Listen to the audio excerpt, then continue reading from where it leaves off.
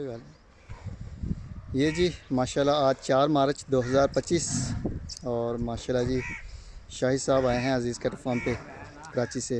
Tag number 5 ये और ये 2026 का 2 बच्चे माशाल्लाह उनके जो हैं अप्लाई हो रहे हैं।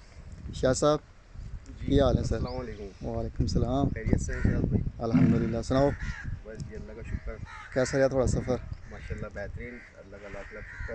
और बछड़े का सुनाओ कैसे माशाल्लाह? माशाल्लाह माशाल्लाह माशाल्लाह अल्लाह पाक नज़र बस से बचाए। आमीन। बहुत प्यारे हैं माशाल्लाह। और ये जी 2026 वाला सुनाएं, ये कैसा है? ये तो माशाल्लाह बस ये तोहफ़ा ही दिया अल्फाज नहीं है मेरे पास बोलने के लिए, फिलहाल बस ये यही तो बोलूँगा। तोहफ़ा ही दिया अल्लाह ताला हाँ, ने। अल्फाज नहीं है मेरे पास बोलने के लिए। फिलहाल माशाल्लाह बहुत बहुत बहुत प्यारा है माशाल्लाह।